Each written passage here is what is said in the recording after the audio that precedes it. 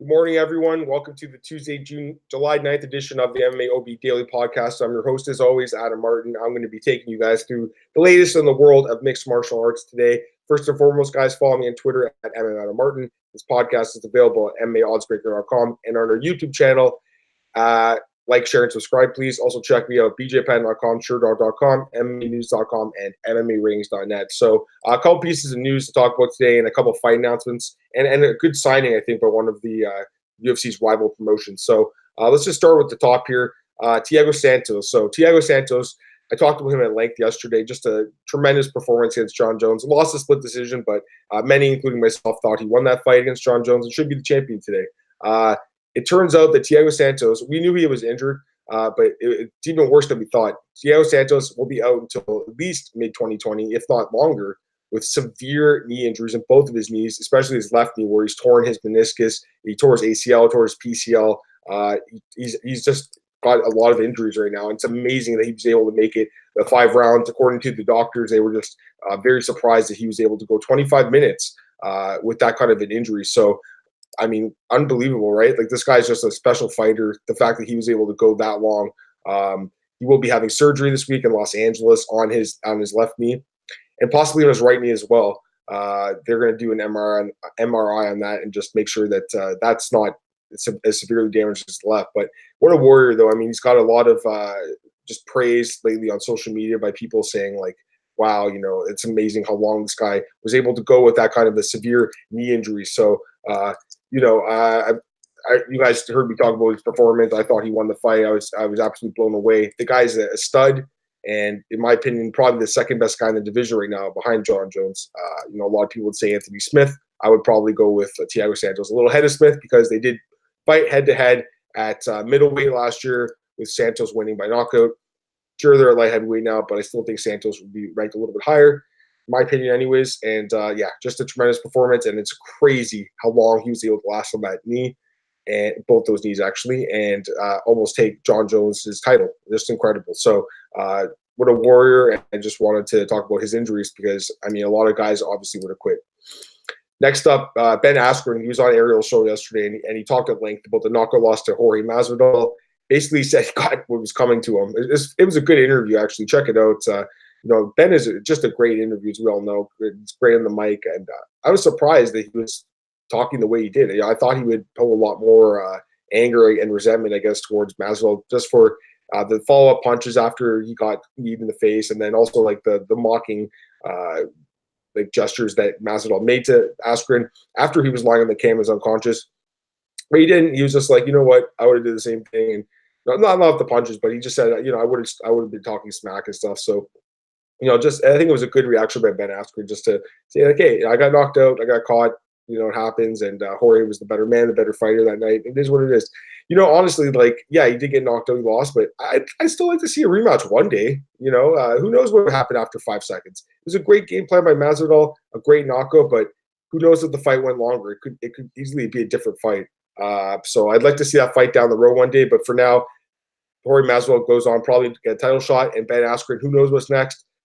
A lot of people are suggesting Darren Till. I like that fight as well, actually. I think it makes a lot of sense, but it's possible that Dana White could be petty and release him. So we'll see what happens there with Ben Askren, but I definitely was a little surprised by his comments, but I respect the way he's handled his loss.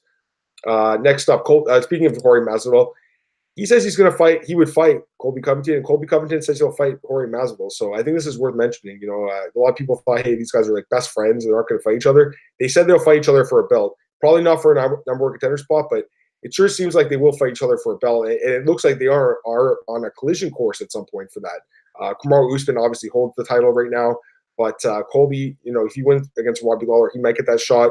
Jorge, he's probably next in line after the win over Askren. We'll see what happens. We'll see what the UFC does, but they are neck and neck for the number one contender spots. And I'll be curious to see what the UFC does. We obviously have to wait and see how Colby looks against Robbie. If he just grinds out a decision, I think it's going to be hard to give him a title shot. But if he goes in there and smashes Robbie Lawler and finishes him in the first round, just like Masvidal did to Askren, who knows? Maybe he might jump by Masvidal again. But again, I talked about this a little bit yesterday. It's not like it's going to be a John Fitch versus Josh Koscheck situation where you had two of the top welterweights. They were both trying to get GSP's belt, and they said they won't fight each other. You actually might see these guys eventually fight each other, although, again, it would probably just be for a title, not for a number one contender spot. Speaking of, I mentioned earlier a signing.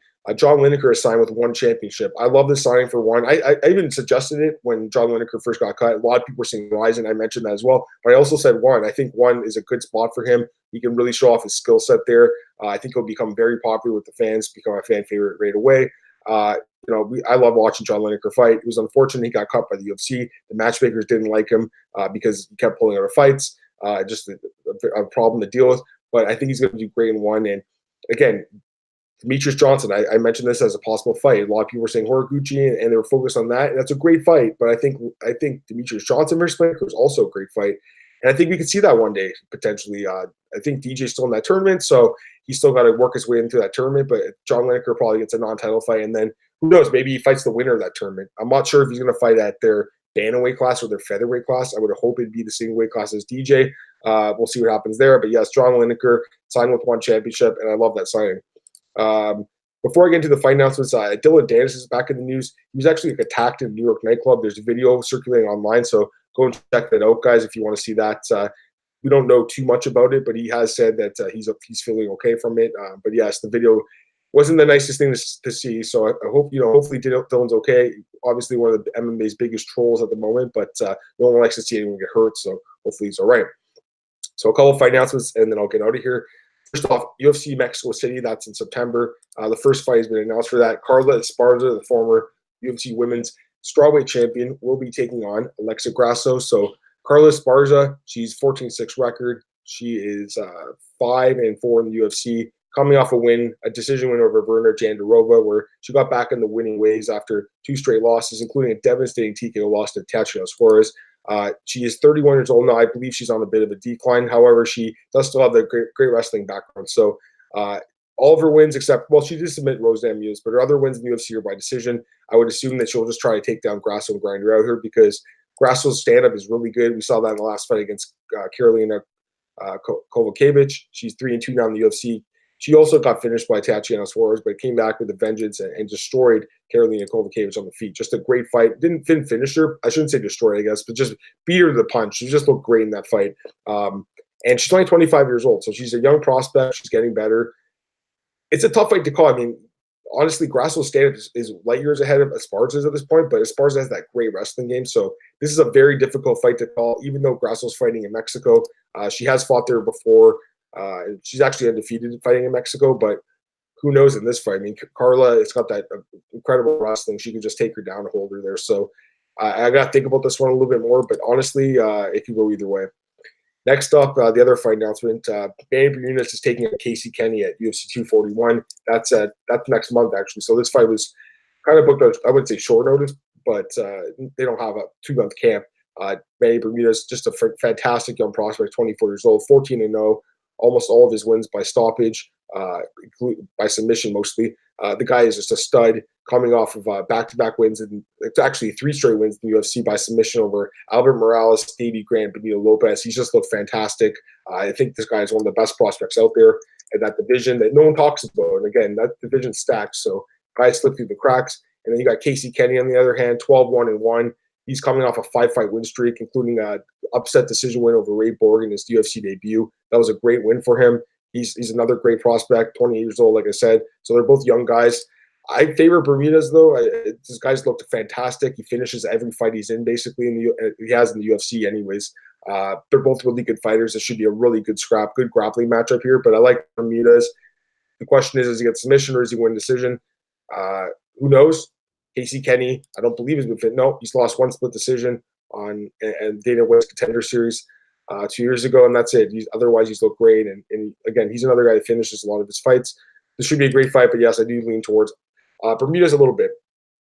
So I think that's it for today, guys. There might be some news popping up, obviously, during the day, but kind of a light day here. So again, follow me on Twitter at MMAOB. This podcast is available at MMAOB.com. Please check out our YouTube channel, like, share, and subscribe. I appreciate that, guys. I'll have my Dana White's Contender series opening odds reactions coming out today because that card is tonight.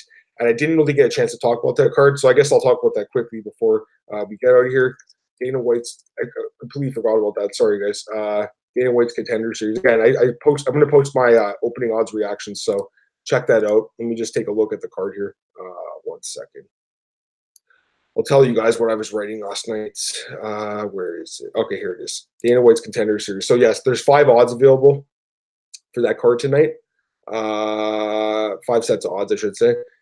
Okay, so I'll go through it quickly. Lightweight action. We have Joseph Selecki taking on Jesse Wallace. Selecki 7-2, Wallace 9-2. 2 great prospects here. Closely line fights. Selecki minus 145, Wallace plus 125.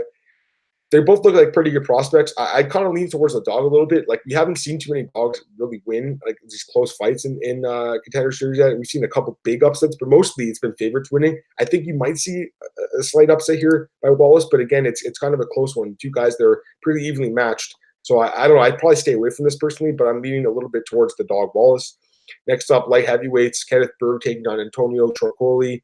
Berg's a big favorite here. You might remember him from The Ultimate Fighter. He lost to Eric Spicely back in 2016. Since then, he beat Brett McDermott and Norman Parisi. He hasn't fought actually in a while since 2017. So he's been out a little while. And then on the other hand, you got Trocoli. He's on a nice little win streak now, but he had lost 3 straight fights against guys like Jacob Volkman and Diego Lima before that. So to me, I got to go with Berg here. Undefeated guy still technically, even though he lost on tough. And I think he wins this fight. So I think as far as a favorite goes, yes, I think that line is deserved. Next up, Hunter Azure taking on Chris Ocon. Azure minus 600 the open, and Ocon opened at plus 400. The line since dropped quite a bit. The line definitely opened too high. Both guys are undefeated. The line is much closer now. I still lean towards a little bit towards Azure here, just more experience. But Ocon definitely is a good prospect as well. So this is another close fight. This card's very evenly matched compared to some of the other Contender Series. We'll see what happens tonight, but I would definitely favor a little bit Azure, and there could be some value at this point because the line dropped so much. Middleweight action, we got Maki Pitolo taking on Justin Sumter. Pitolo opened as a decent-sized favorite against Sumter, and the line is basically flipped now. I like Sumter in this fight, to be honest with you. I think the line probably opened the wrong way. And Sumter is now the favorite, so most people agree with me. The line definitely was open the wrong way. I think Sumter wins this fight. I think he could get a UFC shot if he gets a finish here. And finally, another lightweight bout. Jacob Rosales takes on Jonathan Pierce. Rosales minus 200, Pierce plus 170. That was the openers. And since then, the lines it's kind of got closer a little bit. Rosales is still just a small favorite now. Another close fight on paper, but Pierce, I think, is actually pretty decent, to be honest with you. And I think it's like the Wallace fight. I think he has a chance here to win as a dog. So we'll see what happens. But yeah, as far as bets go, I mean, you got to be careful with the Contender Series. You never really know. We've seen a couple like weird upsets happen, but for the most part, a lot of the favorites have won. I'd kind of look at Sumter and Azure here, I think, and Berg. Those are the 3 guys that I would kind of finger for potential plays. So again, check out my article. It'll come out today, and you can see what I'm thinking there for those fights. Okay, so yes, Contender Series. Okay, and that's it. As far as MMAOddsBreaker.com, Shooter.com, beating the books, insane prop bets. Those are out. I'll post my prime picks tomorrow. BJPen.com, always with the news. MMARatings.com, MMARatings.net, excuse me. I have an article on John Jones coming out, and what's next for him. And MMAnews.com, I'll have something later this week. So check out all those places I write for, guys. I appreciate it. Again, thanks for tuning into the show as always. Much appreciated, guys. And I'll be back tomorrow with the regular podcast. And then myself and Cole Sheldon will be breaking down UFC Sacramento. I'm looking forward to breaking down that card. It's actually a pretty decent card. So I'll be back tomorrow, guys. Have a great day, and I'll talk to you guys later. Bye.